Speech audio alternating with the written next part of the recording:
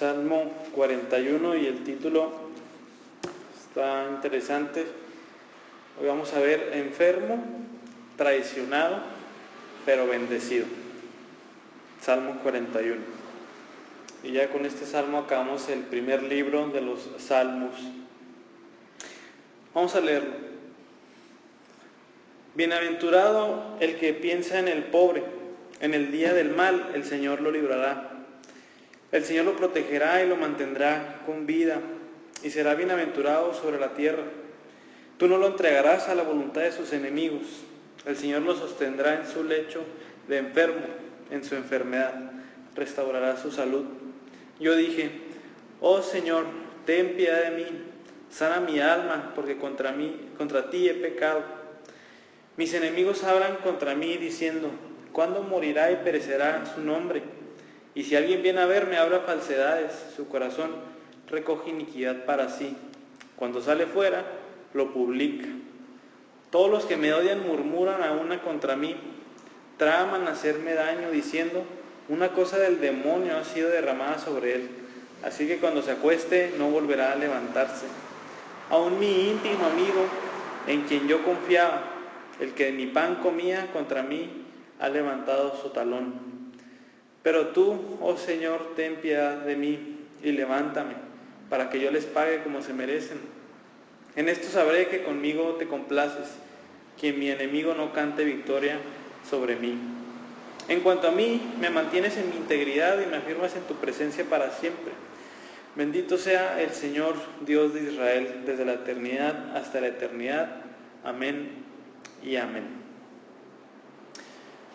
Los salmos, como el Salmo 41, nos enseñan que uno de los mejores exámenes para ver la condición espiritual de un creyente, pues no es cuando está en el éxito, no es cuando está en paz, no está cuando está en calma, sino más bien la gran prueba donde alguien demuestra su verdadera condición espiritual, pues es en el sufrimiento, es saber cómo responde ante esas dificultades, cuando está en peligro, cuando está triste, cuando está en aflicción, es cuando verdaderamente podemos ver su verdadera condición espiritual.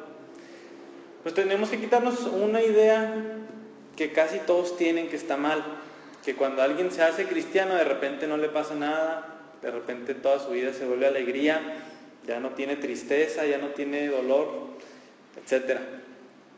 Hace falta que veamos versículos como 2 Timoteo 3:12, que dice: y en verdad, todos los que quieren vivir piadosamente en Cristo Jesús serán perseguidos.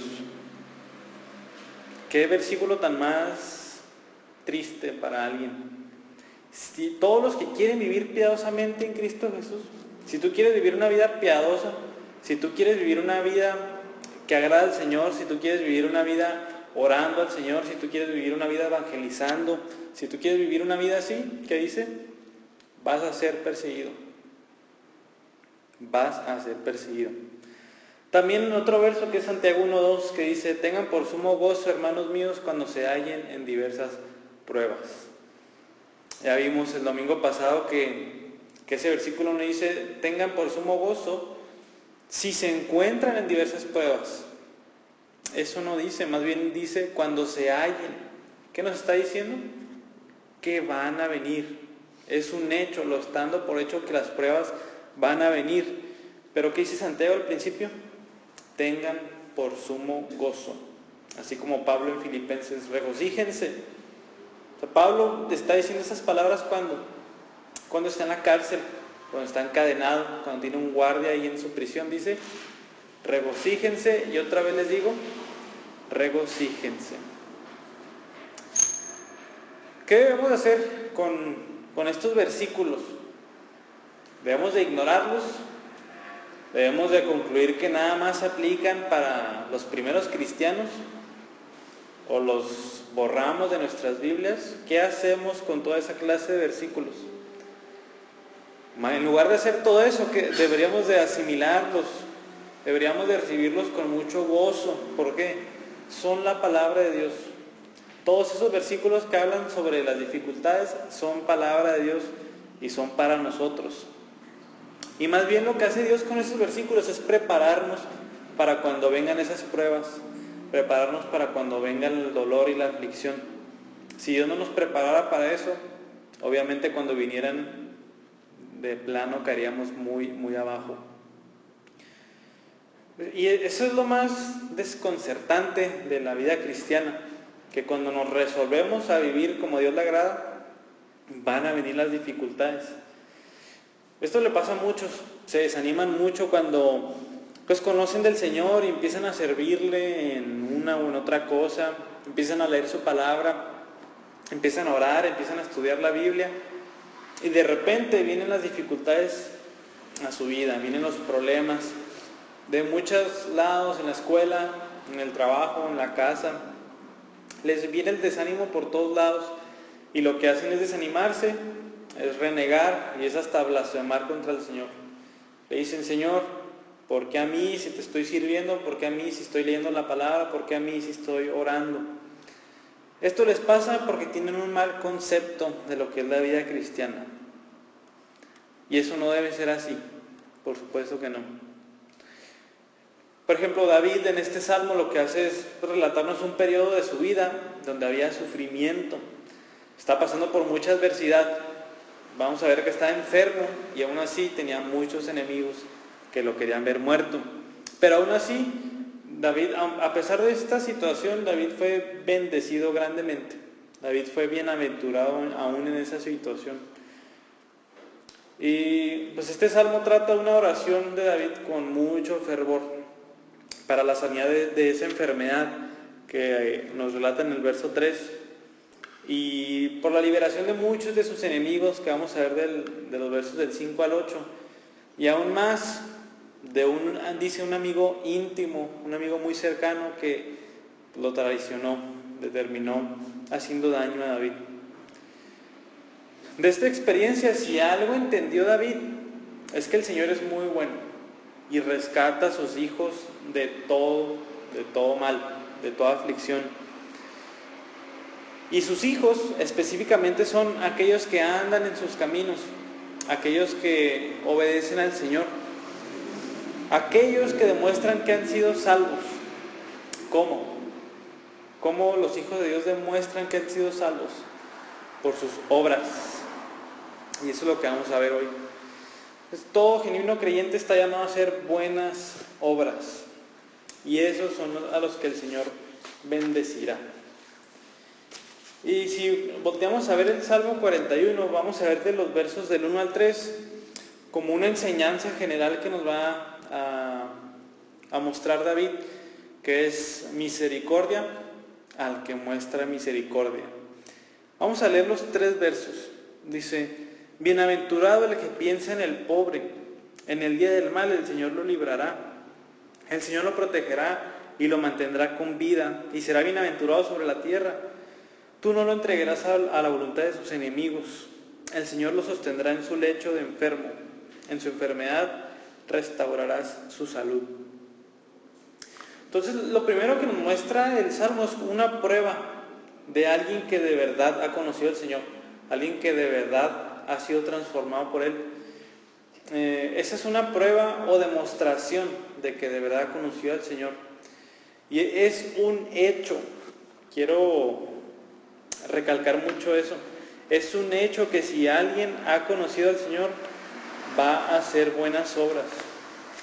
Por ejemplo, Santiago en Santiago 2:14 dice: ¿de qué sirve, hermanos míos, si alguien dice que tiene fe, pero no tiene obras? Y es una pregunta muy importante que todos nos deberíamos de hacer.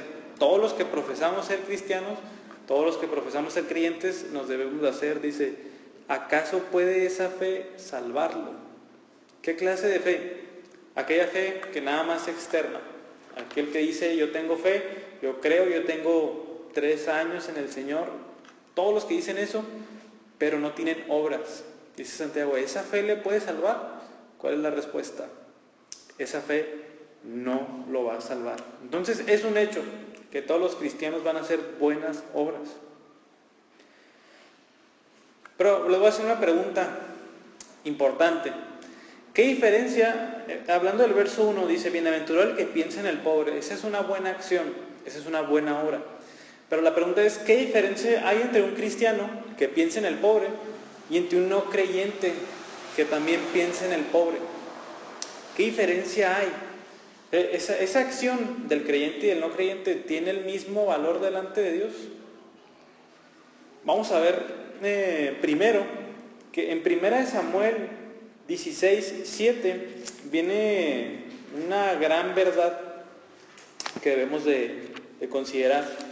Y es el que el Señor lo que ve no es el exterior. El Señor lo que ve no es lo que está por fuera, sino lo que está por dentro. Cuando está buscando Samuel a aquel que va a ungir, se encuentra con la familia de David, con sus hermanos, y empieza a ver a los más grandes, a los más fuertes, a los más inteligentes. Y el Señor le dice que no es ninguno de ellos. Y ahí en 1 Samuel 16:7 dice: pero el Señor dijo a Samuel: no mires a su apariencia, ni lo alto de su estatura, porque lo he desechado. Porque Dios no ve como el hombre ve. ¿Por qué? Pues el hombre mira la apariencia exterior, pero ¿qué mira el Señor? El Señor lo que mira es el corazón. El no creyente, cuando hace buenas obras, las hace por los motivos incorrectos. ¿Por qué hace el no creyente buenas obras? Bueno, muchas veces es para sacar provecho de algo. Las hace, pero para él recibir algo. Otras veces puede ser para autorreconocimiento, para que la gente me vea, para que la gente me aplauda. Otras veces es parecido, para llamar la atención. Entonces, muchas veces, en la mayoría de las veces, el no creyente hace buenas obras por los motivos incorrectos. Pero hay un versículo que nos debería de dar un poquito de miedo, que es Romanos 14:23. Romanos 14:23 dice, al final, la segunda parte dice: todo lo que no procede de fe, ¿qué es? Es pecado. Todo lo que no procede de fe es pecado. Entonces, si tú haces buenas obras y no proceden de la fe, no tienen la intención de glorificar a Dios, ¿qué son? Son pecado. Así como dice Isaías, que toda nuestra justicia es como trapos de inmundicia. ¿Por qué? Porque no son para glorificar a Dios. Siempre tienen intenciones muy egoístas. Entonces no tienen el mismo valor. El creyente las hace ¿para qué? Nada más para glorificar a Dios, para que Dios sea glorificado en esa buena acción. Y el no creyente, para muchas razones que no proceden de la fe, que no son para glorificar a Dios. Entonces, ahora sí vamos a ver esta acción. Dice: bienaventurado el que piense en el pobre. El pobre es el débil, el pobre es el desamparado. No necesariamente económicamente, sino de muchas maneras. El que esté débil o el que sea desamparado es ese pobre. Y luego el pensar es considerar. O sea, es el buscar la verdadera necesidad del débil o del desamparado y satisfacerla, y no proveer algo así muy superficialmente. Por ejemplo, es como si alguien se estuviera muriendo de hambre y nosotros le diéramos una cobija.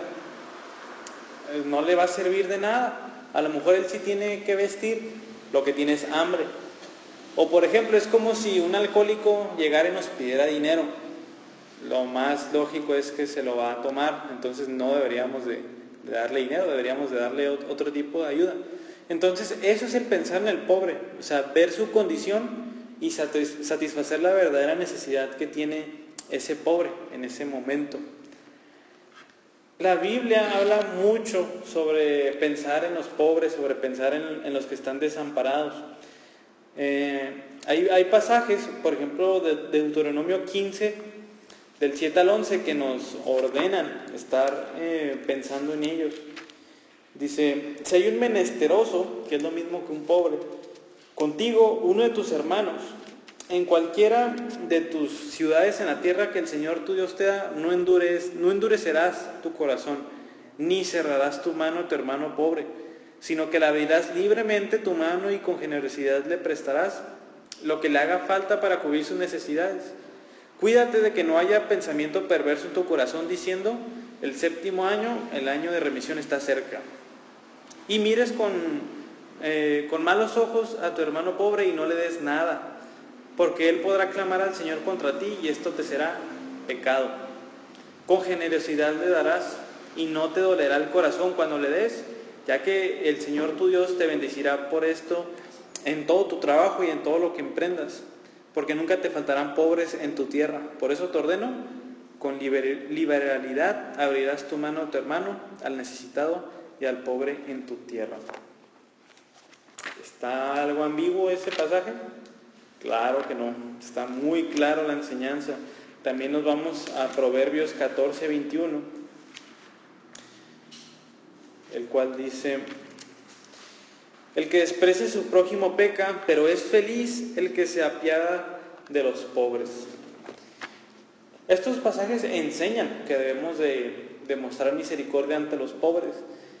Y no solamente hay pasajes que lo enseñan, hay pasajes que condenan el no hacerlo. Uno es Jeremías capítulo 5, versos 28 y 29.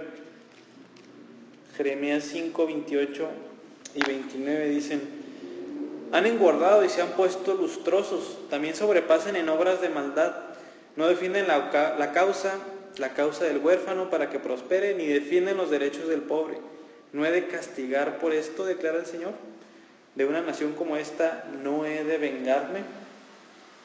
Y también en el siguiente profeta, que es Ezequiel, en Ezequiel 18, del 12 al 13 dice: además oprime al pobre y al necesitado, comete robo, no devuelve la prenda, levanta sus ojos a los ídolos y comete abominación.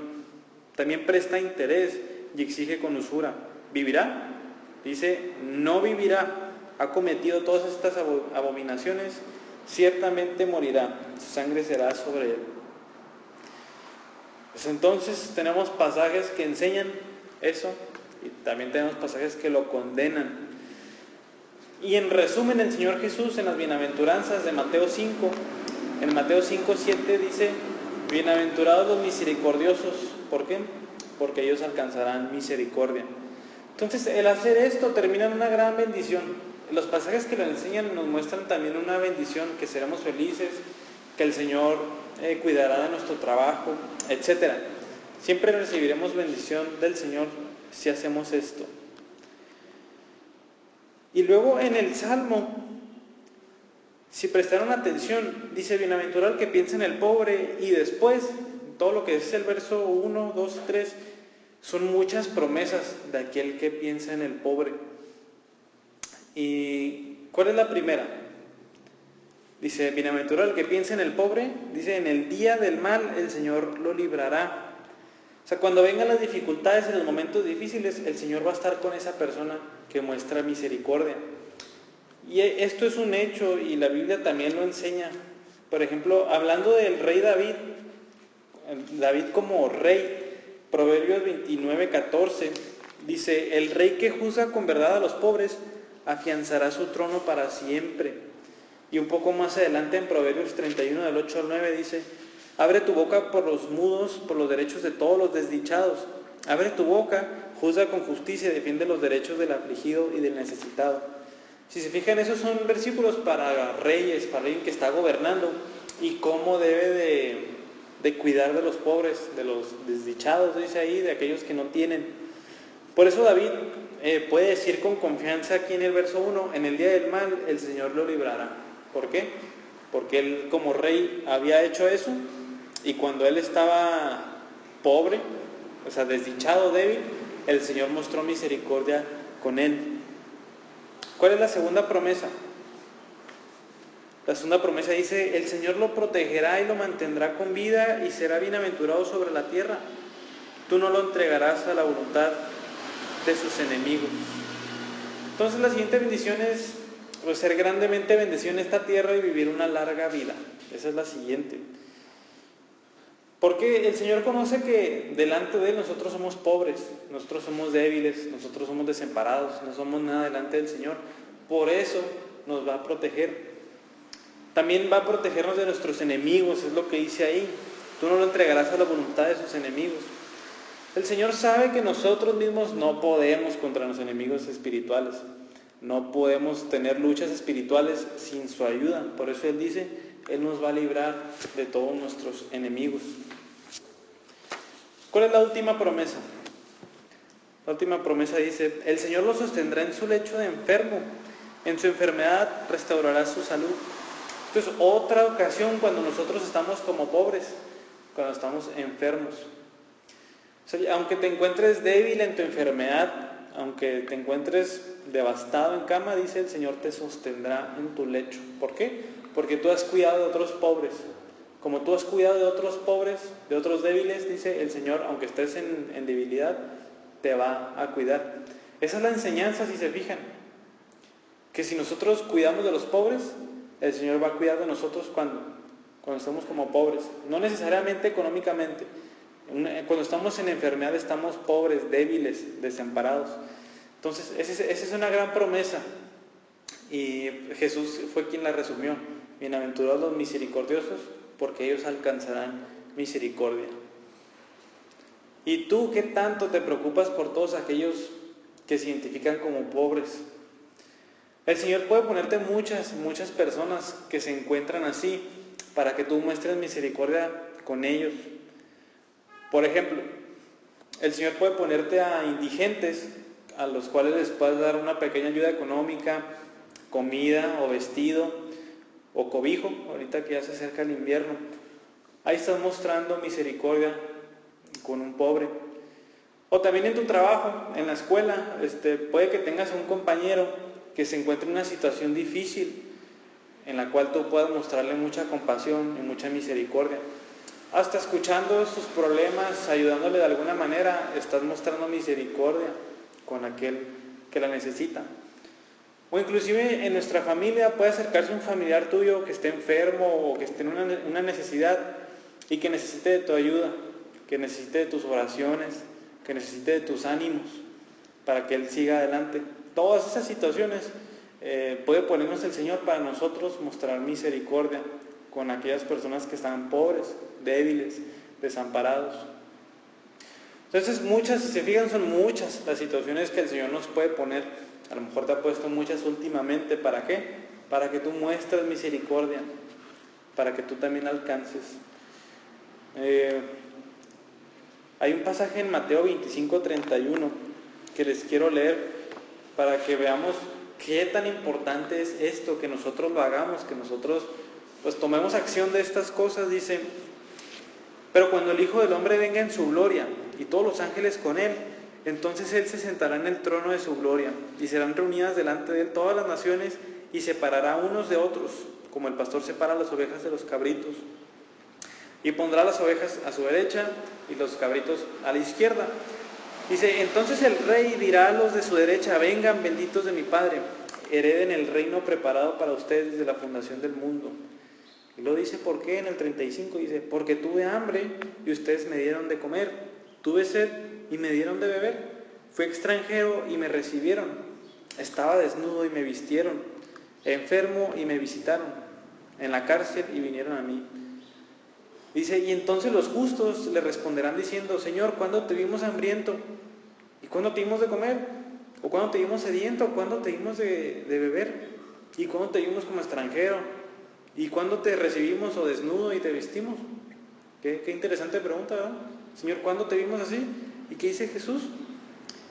En verdad les digo que en cuanto lo hicieron a uno de estos hermanos míos, aún a los más pequeños, o a los más débiles, a los más pobres, a mí lo hicieron. Qué interesante, ¿verdad? Que el Señor Jesús diga eso. ¿Por qué? Porque nos va a pasar. No que eso sea lo que tengamos que hacer para la salvación, sino que cuando somos salvos, eso haremos automáticamente. Esa es la enseñanza de Cristo, y es por eso que es bien importante esta enseñanza de nosotros mostrar misericordia para los que necesitan misericordia. ¿Para qué? Para que el Señor nos la muestre cuando nosotros la necesitemos. Ahora, en los versos del 4 al 9, es la petición de David. Si se fijan, eso fue como una enseñanza nada más. Todavía no vemos nada de David. Pero en los versículos del 4 al 9 nos muestra David su situación y muestra un grito por la misericordia. Vamos a leer el verso 4 nada más. Dice: yo dije, oh Señor, ten piedad de mí, sana mi alma, porque contra ti he pecado. Si se fijan, lo que hizo David en los versos del 1 al 3 fue decir: esto es una realidad. Los que muestran misericordia, el Señor les va a dar misericordia. Entonces está diciendo: Señor, yo he mostrado misericordia con mucha gente, y ahorita yo soy un pobre, ahorita yo soy débil, ahorita yo estoy desamparado. Entonces, ¿qué necesito de ti, Señor? Misericordia. Es por eso que David primero puso ese como cimiento, esa fundación donde construir su plegaria a Dios.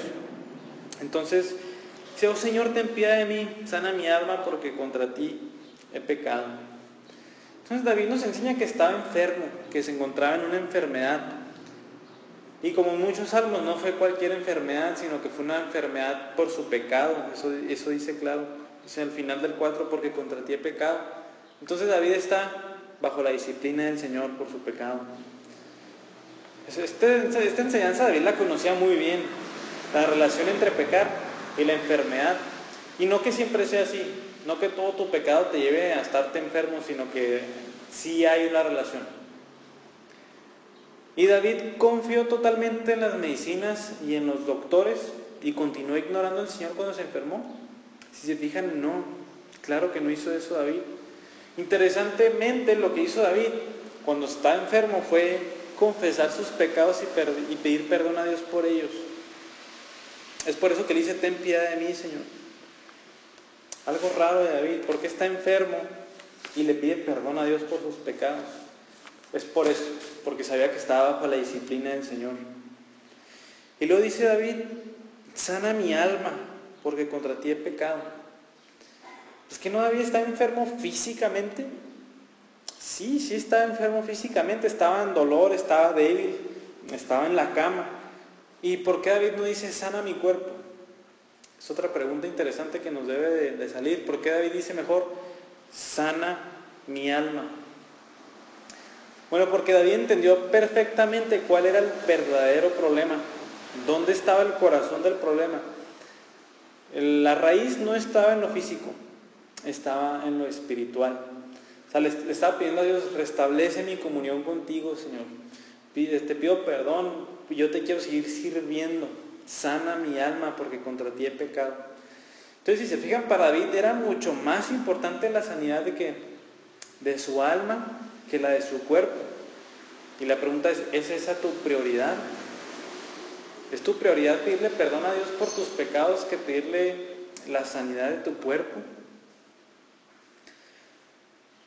Y en los versos del 5 al 9 ahora el verso 4 fue su plegaria por la sanidad física, que más bien era espiritual. Y en los versos del 5 al 9 va a pedir la liberación por sus enemigos. Vamos a volverlos a leer y luego los vemos poco a poco. Dicen: mis enemigos hablan contra mí diciendo: ¿cuándo morirá y perecerá su nombre? Y si alguien viene a verme, habla falsedades. Su corazón recoge iniquidad para sí. Cuando sale fuera, lo publica. Vamos a parar ahí. Lo que David nos está enseñando son 3 grupos de personas con las que se topó cuando estaba enfermo. Y esto es uno, en los versículos del 5 al 6. Ese grupo es de aquellos que anhelaban su muerte. Decían: ojalá que David se muera por fin con esa enfermedad. Pero esas personas llegaban con David y se presentaban como sus amigos, como sus cercanos.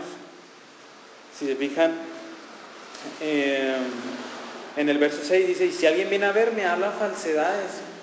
O sea, ellos podían visitar a David cuando estaba enfermo y le decían: David, ojalá que te mejores, esperamos que pronto puedas levantarte. Pero dice David, cuando sale fuera, lo publica. Cuando sale fuera dice: ojalá y se muera David. Entonces, estas personas, si se fijan, son conocidos de David, son muy cercanos a él, y todo lo que hacían era una mentira. Primero, tú nunca debes de mostrarte de esa manera hipócrita con alguien que está enfermo. O sea, no debes expresar tu enojo ni tus mentiras con alguien cuando esté enfermo. Al contrario, cuando alguien está enfermo y te ha hecho mal o algo, no debes de desearle el mal, debes de desearle el bien. Y por otro lado, también cuando tú estés enfermo, debes de prepararte para personas que te van a decir ojalá que te mejores y todo, pero van a desear otra cosa. Segundo grupo, vamos a leer los versos del 7 al 8. Dice: todos los que me odian murmuran a una contra mí, traman hacerme daño diciendo una cosa del demonio ha sido derramada sobre él, así que cuando se acueste no volverá a levantarse. El segundo grupo de personas son unas personas que deseaban tanto que David se muriera, que esperaran que esa enfermedad viniera de parte de un demonio, viniera de parte de Satanás y ojalá lo matara. Esto solo puede venir de ¿quiénes? De hermanos en la fe, de personas que saben de las cosas espirituales. Estas personas son como los fariseos. Los fariseos veían a alguien enfermo y decían: oh, esa persona está en pecado y debe de morirse. A lo mejor estas personas tendrán razón que nuestra enfermedad proviene de un pecado, así como David. David confiesa que su enfermedad viene de un pecado, y a lo mejor si nosotros estamos enfermos, a lo mejor es por un pecado. Pero esas personas deben de decir eso, que ojalá venga de Satanás y que nos maten. Si son hermanos en la fe, ¿qué deberían de hacer? Deberían de ayudarnos, deberían orar con nosotros, deberían de asegurarse que nos hemos arrepentido con el Señor, y deberían de interceder por nosotros. Eso es lo que deberían de hacer. Y no nada más ellos, tú. ¿Cuántas veces alguien se ha enfermado y has deseado que sea un ataque de Satanás sobre él? Y que eso a lo mejor lo lleva hasta la muerte. ¿Cuántas veces no has deseado eso sobre una persona? Esa no es una actitud de un cristiano, y es algo de lo que te debes de arrepentir. Y por otro lado también esto ayuda a prepararnos para aquellos hermanos que cuando estemos en dificultad, en enfermedad, en lo que sea, en lugar de hacernos bien, nos hagan mal. El Salmo nos está preparando para ese tipo de personas. Verso 9, viene el tercer grupo de personas. Aún mi íntimo amigo, en quien yo confiaba, el que de mi pan comía, contra mí ha levantado su talón. Entonces el tercer grupo de personas, dice, es un amigo íntimo en el que David confiaba mucho, pero que cuando vino esta situación mostró la verdadera cara. Ahí en 2 Samuel 16, del 20 en adelante, viene la traición de Ahitofel contra David. Ahí en esos capítulos se revela Absalón, el hijo de David, y ahí se muestra cómo Ahitofel traiciona a David y le ayuda a Absalón contra David. Entonces Ahitofel era alguien bien cercano a David, alguien en quien él confiaba, y al final resultó que ayudó a su hijo para matar a David. Y también en ese mismo capítulo, pero en 2 Samuel 16, 17, no viene nada más Ahitofel, viene otra persona.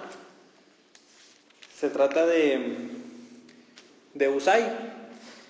Y Absalón se acerca a Usai y le dice: sucedió que cuando Usai, el arquita, amigo de David, vino a Absalón, Usai dijo a Absalón: viva el rey. Y dice, y Absalón dijo a Usai: ¿es esta tu lealtad para con tu amigo? Dice: ¿por qué no te fuiste con tu amigo? Respondió Usai a Absalón: no, pues a quien el Señor,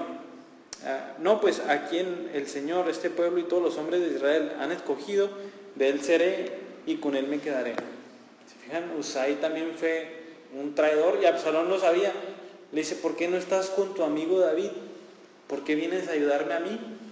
Y Usai también traicionó a David ahí.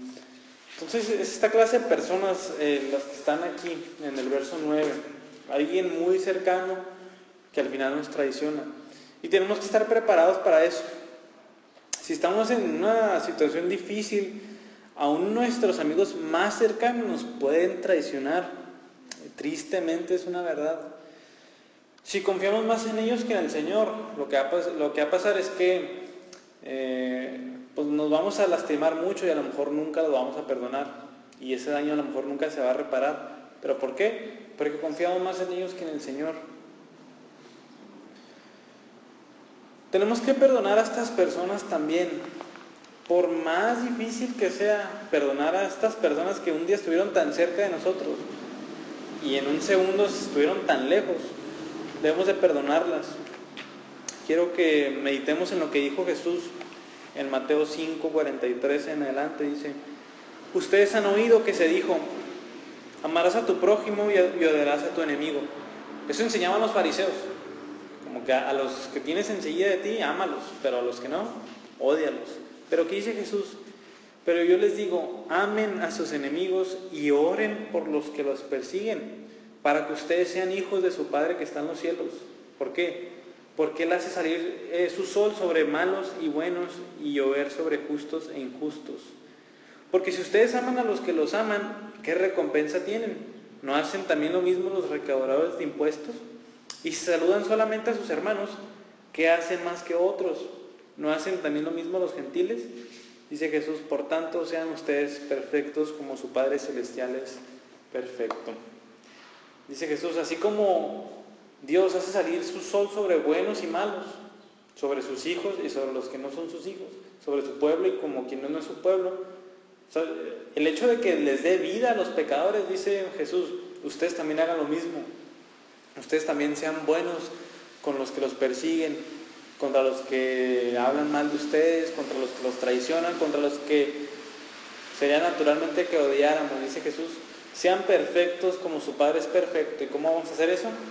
Amando a nuestros hermanos y a nuestros enemigos. Y tal vez te ha pasado eso. Tal vez alguna vez te ha traicionado un amigo íntimo. Y pues lo que te digo es que no te sientas solo.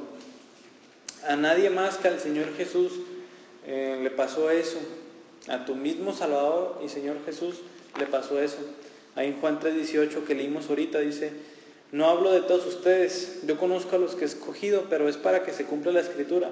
El que come mi pan ha levantado contra mí su talón. Si se fijan, está citando este salmo, el Salmo 41.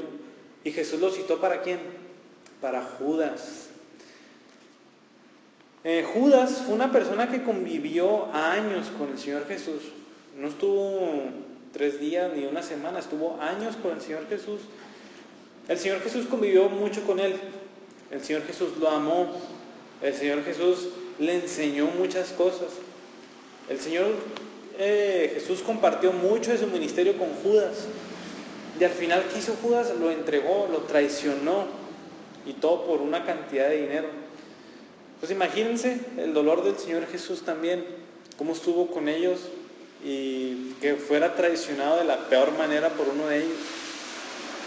Es por eso que nos da ejemplo y para que no nos sintamos solos, para que tú no te sientas solo. Cuando te pase esto, puedes refugiarte en el Señor, puedes acudir a Él y ver cómo Él lidió con estas cosas. En los versos del 10 al 12 tenemos una plegaria final en el Salmo. Vamos a leer el verso 10 primero, dice: pero tú, oh Señor, ten piedad de mí y levántame, para que yo les pague como se merecen. A primera instancia parece que fomenta la venganza de ese salmo contra aquellos que nos hacen daño. Pero no, vamos a verlo detalladamente. Dice, pues David, siendo un rey, ¿a quién apeló cuando estaba enfermo y cuando lo traicionaron? Apeló a sus soldados. Dice: soldados, aquí están mis enemigos, vamos a hacer algo. Apeló a sus caballos, a sus armas, a su poder como rey. Si se fijan, lo que acabamos de leer es: pero tú, oh Señor, ten piedad de mí y levántame. No apeló a ninguna otra cosa más que al Señor, y esto es importante. Entonces, ¿qué significa eso de al final? Para que yo les pague como se merecen. No se trata de venganza personal, sino que David, como un rey, iba a hacer justicia de eso, nada más. Nosotros no tenemos ese poder y por eso no lo vamos a hacer. Si no les convence, y para resistir nuestros impulsos pecaminosos de decir, no, ese verso dice que claramente me puedo vengar. Vamos otra vez a Mateo 5, justo antes del pasaje que leímos ahorita, desde el verso 38. Dice, ustedes han oído que se dijo ojo por ojo y diente por diente. Dice Jesús, pero yo les digo, no resistan al que es malo. Antes bien, a cualquiera que te abofetee en la mejilla derecha, vuélvele también la otra. Al que quiera ponerte pleito y quitarte la túnica, déjale también la capa. Y cualquiera que te obligue a ir 1 kilómetro, ve con él 2. Al que te pida, dale, y al que desee pedirte prestado, no le vuelvas la espada. Entonces aquí Jesús nos dice, si te quieres vengar, no lo hagas. Más bien hazle un bien a esa persona que te ha hecho un mal. Yo sé que es dificilísimo hacer eso. Que a los que nos han traicionado, a los que nos han hecho cosas malas, nosotros les hagamos bien, pero lo tenemos que hacer. El Señor Jesús aún dice, ora por ellos. Y eso sí, a lo mejor es lo más difícil de todo. Que a los que nos hacen mal, nosotros oremos por ellos para que conozcan al Señor, pero lo tenemos que hacer. Versos 11 y 12 dice, en esto sabré que conmigo te complaces, que mi enemigo no cante victoria sobre mí. En cuanto a mí, me mantienes en mi integridad y me afirmas en tu presencia para siempre. Entonces aquí David sabe el cuidado del Señor con sus hijos, con sus siervos. O sea, David sabía que los enemigos de él no iban a cantar victoria. Así como dice ahí en el verso 11, que mi enemigo no cante victoria sobre mí. En palabras de otros salmos, el Señor les cerraría la boca a los enemigos de David. Aún los que se acercaron y le dijeron, David, ojalá te mejores, y al momento de salir de ese cuarto dijeron, ojalá te mueras, ellos no iban a cantar victoria. Y el Señor lo iba a mantener con vida, el Señor lo iba a levantar de esa enfermedad, y esto es por pura gracia y misericordia del Señor. Y es por eso que tú no debes de vengarte por ti mismo otra vez. Lo que te corresponde a ti es perdonar y hacerle bien a ellos. El Señor es quien se encargará de ellos. Ojalá les muestre misericordia y sean salvos. O a lo mejor les va a dar lo que merecen. Pero nuestra petición al Señor es, ojalá se conviertan y se arrepientan de eso. Entonces todo esto lo tenemos que dejar a ¿quién? Al Señor nada más. No a nuestras fuerzas, no a nuestro nada. Al Señor solamente. Entonces debemos de descansar en Él y en su justicia. Es todo lo que podemos hacer, no podemos hacer otra cosa. Y tanto es la misericordia de Dios para con todos sus hijos, que no nada más perdona nuestros pecados y nos sana de nuestras enfermedades, sino que David, como dice en el verso 12, me mantiene en mi integridad, es lo que dice David. Tú me mantienes en mi integridad. Esto es, Señor, no solamente me perdonas mis pecados, no solamente me libras de mis enemigos, sino que me ayudas a vivir como a ti te agrada. Eso es demasiado bueno para ser cierto. Que el Señor no solamente nos perdone, sino que nos ayude a vivir como Él le agrada. Y esto David lo sabía, más que nadie lo sabía. Y al final dice, y me afirmas en tu presencia para siempre. Pues esa es la clase de Dios en el que creemos. Es un Dios que nos perdona, que perdona al pecador, aquel que dice, Señor, no lo voy a volver a hacer, y que confía en Él. En un Dios que nos puede sacar de la enfermedad que nosotros mismos hemos provocado. Acuérdense que David se provocó él mismo la enfermedad. ¿Por qué? Porque pecó y está bajo la disciplina del Señor. Aún así el Señor nos saca de eso. Y es un Dios que nos restaura de nuestro pecado y nos ayuda a vivir como Él le agrada. Es un Dios asombroso. Asombroso es Dios. Y si no lo conoces, lo tienes que conocer hoy. Finalmente, el verso 13 es una doxología. Una doxología es como una alabanza para cerrar el primer libro de los Salmos. De hecho, cada vez que un libro de los Salmos cierra, por ejemplo en el Salmo 72, 18 y 19, en el Salmo 89, 52, en el Salmo 106, 48 y en el Salmo 156, hay unas doxologías para cerrar cada libro, y esta es una. Vamos a leerla. Dice: bendito sea el Señor, Dios de Israel, desde la eternidad hasta la eternidad. Amén y amén. Entonces, cada vez que cierra un libro de los Salmos con una alabanza así, nos recuerda el tema de los Salmos. ¿Cuál es? La alabanza a Dios nada más. cómo Dios merece la gloria y la honra. Si se fijan por quién es y por lo que hace también por nosotros. Entonces, pues qué padre que así cierran los libros de los Salmos y nosotros pues nada más decimos como al final, amén y amén. Aunque a David le vinieron problemas de todos lados, enfermedad, enemigos, etc., nunca se rindió, nunca se dio con venganza, nunca dijo, Señor, qué mal que me tienes así, voy a buscar a un médico. David nunca hizo eso, sino que clamó al Señor, si se fijan. Siempre David clamaba al Señor y nos da ejemplo.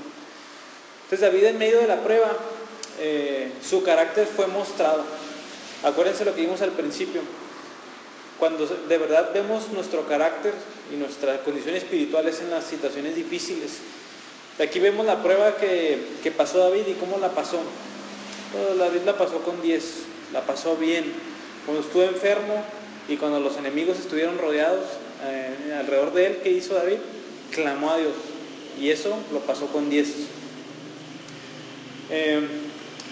Clamó a Dios, se arrepintió de sus pecados, estuvo en humildad y en dependencia a Dios, y es como debemos de hacerlo nosotros. Si se fijan, David confió en la gracia, en la misericordia y en la fidelidad de Dios. Acuérdense las promesas que David puso en los versos del 1 al 3. David confió en ellas. David lo que agarró fueron las promesas de Dios y se agarró de ellas. Y aquellos que confían en Dios, otra enseñanza del Salmo es que deben demostrar misericordia para con los demás. También en palabras de Jesús en Mateo 7:12 dice, por eso, todo cuanto quieran que los hombres les hagan, así también hagan ustedes con ellos. Dice Jesús, porque esta es la ley y los profetas. Todo se resume en eso. Tú hazle bien a los demás para que los demás te hagan bien. Aunque sean traicionados, los justos deben de buscar la justicia en el Señor y no por sus propias manos. El Señor dejó claro que debemos hacer el bien a todos y más que nada a los que nos hacen mal. Desgraciadamente, aunque nos duela, aunque nos cueste por nuestra naturaleza pecaminosa, eso debemos de hacer. Entonces, hacer bien a todos y mostrar misericordia para que nosotros alcancemos esa misericordia que dice el Señor. Vamos a orar. Señor, gracias por todos los salmos que nos permites y nos permitiste estudiar del primer libro de los Salmos. Gracias porque podemos cerrar con las palabras del verso 13 que dicen, bendito sea el Señor, Dios de Israel, desde la eternidad hasta la eternidad. Amén y amén. Gracias por la enseñanza de este Salmo, Señor. Ayúdanos a mostrar misericordia y más que nada con aquellos que nos hacen mal. Ayúdanos a confiar en tus palabras y en las promesas que vienen de mostrar misericordia y bien al pobre, al débil y al desamparado. Y más que nada a quien nos hace daño. Transfórmanos, Señor, y ayúdanos a estar listos para que cuando venga la dificultad nos ayudes a mostrar un carácter puro y santo como debemos de tenerlo, Señor. Ayúdanos a confiar en ti en los momentos difíciles, en las pruebas, en la enfermedad, aunque muchos se levanten contra nosotros, confiados en que tú nos vas a levantar de la enfermedad, confiados en que tú no vas a permitir que nuestros enemigos canten victoria. Te damos muchas gracias porque eres un Dios asombroso, un Dios que nos perdona, un Dios que nos restaura, un Dios que nos permite caminar en integridad y un Dios que nos salva en todo momento. Te damos muchas gracias y te damos toda la gloria solamente a ti, Señor. Amén.